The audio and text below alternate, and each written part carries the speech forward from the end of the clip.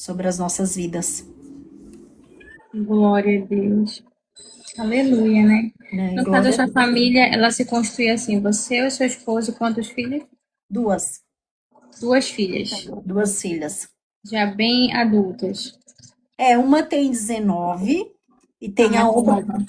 a outra é pequenininha, a outra tem 5, vai fazer 6. Ah, bebezinha. É, Glória a Deus. É, Deus, ele restituiu o lar por completo, né? isso, Glória a fez Deus. tudo novo, irmã. Tudo novo. Bom, aqui eu já encerro as minhas perguntas. Eu vou passar a Rose para dar continuidade das perguntas dela, tá bom? Amém. Tá bom. Oi, Meire, boa noite. Boa noite. Obrigado, viu, por ter aceitado o nosso convite aí, intermédio do nosso pastor. Muito obrigada. Vou dar continuidade aqui, como a Ingrid falou. Sim. Mudando só um pouquinho de assunto, o que você aprendeu com os seus erros? Aprendi a ser mais forte, a ser madura nas minhas decisões, a não deixar ser contaminada pela fala do terceiro, acreditar quando Deus falar comigo. Se Deus falou, ponto final, eu vou adiante, independente daquilo que falarem ou que pensarem de mim. Parei de ficar dando ibope para pessoas que querem ver, muitas das vezes não quer ver o teu bem. Às vezes eu escutava muita gente que não deveria e tomava decisões erradas, mas hoje eu me libertei de tudo isso. Amém, amém. Não estava aqui nas perguntas, mas eu vou te perguntar. Na sua mensagem, você me disse que você mudou de igreja. Sim. Como foi você tomar essa decisão? Teve algum motivo? Então, eu tava nessa congregação, acho que uns 7 anos que eu fiquei lá. Foi uns 7 anos congregando. Recentemente, eu saí de lá tem uns 6 meses, que eu tô agora em um outro lugar. E o porquê da minha decisão? Lá eu aprendi muito, eu sou eternamente grata pelos líderes, mas aconteceram muitas situações, né? E quando eu digo entre mim e algumas coisas que eu presenciei, mas eu entendia que desta forma, eu estava ali e eu teria que olhar para Cristo, né? Eu não estava ali por conta do homem. Só que algumas coisas foi me cansando, de verdade. E lá tinha eu e a minha filha, a gente fazia a obra lá.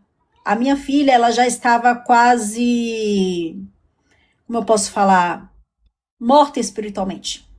Faltava pouco. E eu não quero julgar e falar que foi por conta da igreja. Tem uns erros também dela, né? Ela é adolescente e muitas das vezes ela quis conhecer algumas coisas do mundo, né? E ela desempenhava um papel lá. Ela era levita e ela tinha um grupo de meninos do fogo dentro da congregação. E a gente sabe que fazer as coisas de Deus, a gente não pode fazer as coisas de qualquer jeito. Tem que ter ordem e decência. Mas algumas situações que foi acontecendo com ela, que ela não expôs tudo para mim como mãe, por cima, segundo ela, porque não quis contar para não me entristecer, aquilo foi definhando. Foi palavras que ela recebeu. Ao invés dela receber uma palavra para motivá-la, assim, ó, falar, confio no seu chamado, vai lá, que não sei o que e tal. Ela recebeu, às vezes, palavras que desmotivaram ela, né? Tipo assim, ah, você foi horrível cantando. Isso ainda ela não conseguiu vencer, né? Então ela recebeu essa palavra e toda vez que ela ia louvar, ela lembrava dessa palavra e ela engasgava e não cantava mais. E foi uma série de coisas acontecendo. E aí foi, como que eu posso falar pra você? Foi é, distanciando ela, né? E aí ela veio sair, porque a gente teve na realidade, no final de ano a gente teve uma revelação da parte de Deus, de um casal de pastores que a gente já conhecia há muito tempo, né? E a gente viu ele na casa de uns parentes, e aí ele chegou, olha, eu não posso ir embora sem falar com vocês. É o tempo já de vocês naquele lugar. Eles nem sabiam onde eu congregava. E falou assim: a sua filha vai ser a primeira, porque Deus não quer perdê-la. E depois vai ser você. E aí aconteceu, minha filha saiu e depois, acho que um mês mais ou menos, eu saí. E aconteceram muitas coisas que foram também me entristecendo, né?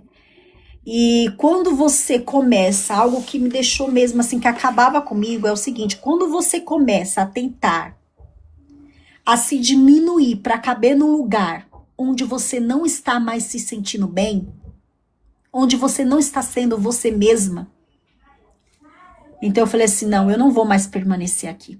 Então eu comecei a orar. Falei: olha, Senhor, se o Senhor falou na boca daquela mulher e é do Senhor, o Senhor vai me dar um sinal. E aí o Senhor falou comigo, né? Já tinha falado. Só que como eu sou uma pessoa que eu tenho muito temor, eu fiquei fazendo pergunta toda hora para você. Será que esse é o Senhor que tá falando mesmo, meu Deus? Sabe? Ficando, fazendo perguntas e perguntas, confirmação, querendo confirmação da parte do Senhor, sendo que o Senhor já tinha falado. Aí um certo dia o apóstolo de lá, ele ia fazer um monte e eu falei: poxa, eu vou jejuar e orar, Senhor. O Senhor pode confirmar só essa vez, eu juro, não vou perguntar mais. E a gente foi para esse monte e aí o Senhor me respondeu no monte, que era assim ele, que era tempo de sair. E aí no dia seguinte, isso foi no sábado, o monte, num culto de domingo, aí eu falei: meu Deus, como eu vou falar pro apóstolo e pra bispa, né? Aí o que aconteceu? Eu ia já falar logo de manhã, antes do culto começar. Mas algo me falava assim: não, assiste o culto. Aí eu fui assistir o culto. E pasmem vocês, você acredita que Deus usou ainda o próprio apóstolo, né, que era o meu líder naquela época, para falar comigo, para eu não ter mais nenhum resquício de dúvidas. Ele pregou sobre Abraão: saia da tua terra, do meio da tua parentela e vá para onde eu te enviar. Tu és bênção, onde você colocar a planta dos pés. E começou a usar poderosamente. Aí eu comecei a ouvir aquela palavra, eu falei: Senhor, essa palavra é para mim. E eu via uma voz falar assim: se ainda resta algum resquício de dúvida, saiba que sou eu falando contigo. E aí, quando o culto acabou, eu fui falar com eles, né? Foi um momento delicado, claro, eles me ouviram, respeitaram, se acreditaram ou não, né? Não sei falar para vocês, mas eles deram a benção e eu saí da congregação. A congregação tá lá, não sei, eu não tenho assim, tenho um contato com muitas poucas pessoas, mas eu procuro também não ficar mais sabendo. Eu levo isso como aprendizado. Eu sou grata pelo tempo que passei lá, mas aprendi bastante coisa. Eles ensinavam bastante coisa. Eles tinham ensino da Bíblia, ensino da palavra. Fiz teologia, sou grata porque ele trouxe o professor para ensinar. Eles são bons nisso, né? E não julgo a congregação.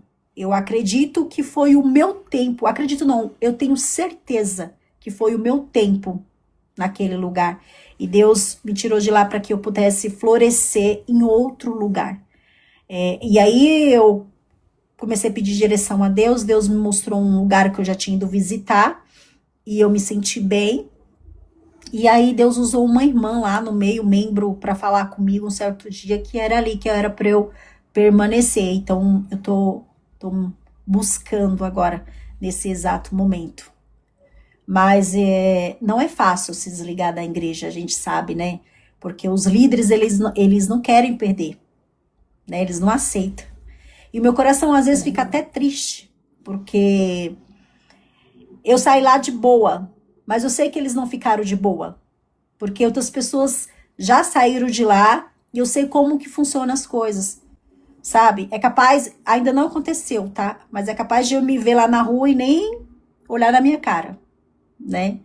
Mas aí é Deus e eles.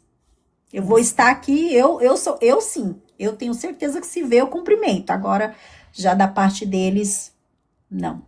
Isso a gente não vai só dizer deles, como muitos outros lugares aí, que as pessoas saem, os pastores falam até porque não fale mais com as pessoas que saiu. A gente vê isso, né? Vê muito isso é muito triste. Porque aí vai entender que nunca foi sobre Jesus, mas é sobre eles, né? Então, todos nós vamos prestar conta. Como diz, tem um anjo anotando tudo 24 horas daquilo que a gente está fazendo na nossa vida. E é isso. Perfeito. Se nem Jesus agradou todo mundo, né? Pois é. Tem que tirar nós. É. Eu te entendo, eu te entendo. Mudando um pouquinho de assunto, né? Você é terapeuta, não é isso? Sim. Acho que você é a melhor pessoa para nos dar essa resposta. Sim. Como você cuida da sua saúde mental? Como eu cuido? Eu mesmo faço, eu mesmo me aplico. A gente tem uma técnica, eu trabalho com a técnica EFT, que são alguns tapes que quando a gente tá falando, conversando, ouvindo, acredito que é um testemunho verdadeiro falando que se sente bem e que tem gostado do meu trabalho. Mas eu sempre me aplico, tá? Então, após a cada sessão, eu estou me aplicando para eu poder não absorver tudo aquilo que eu ouço dentro da sala. Ou online também, que eu atendo online também, né? E tento não trazer para minha vida. São muitas situações. Você tem que estar sempre preparada. Espiritualmente mesmo ainda falando. Perfeito. Mas na sua vida pessoal, assim, você também aplica essas mesmas técnicas? A vida pessoal também. Por exemplo, acordei ansiosa demais, preocupada com alguma situação. Então eu faço a minha oração e eu já começo declarando na minha vida e batendo nos pontos. São 9 pontos, né? E declarando aquilo que eu quero para aquele meu dia, né? Então eu já me sinto leve e faço também exercícios de respiração para desacelerar, porque quantos de nós hoje não vive no automático da vida e nem percebe? Verdade. Entendeu? Então eu tô sempre me observando. Perfeito. Meire, qual o conselho que você daria para o seu eu mais jovem? Conselho? Isso. Eu daria para o meu mais jovem, conselho hoje em dia é permanecer firme nos objetivos que você quer para sua vida, no caso seria para minha, porque quando a gente foca naquilo que a gente quer e a gente corre atrás, a gente alcança. E não estacionar por conta de pessoas e situações adversas que vêm na nossa vida diariamente, né? Porque se a gente ficar olhando para o tamanho do gigante, a gente estaciona e não vive, a vida passa tão rápido, né? Então, eu daria o conselho para mim que seja mais persistente naquilo que requer para si, sem desanimar. Digo, o desânimo bate para todos. E eu seria hipócrita de falar que não bate, bate sim. Mas eu vou contramão desse sentimento, né?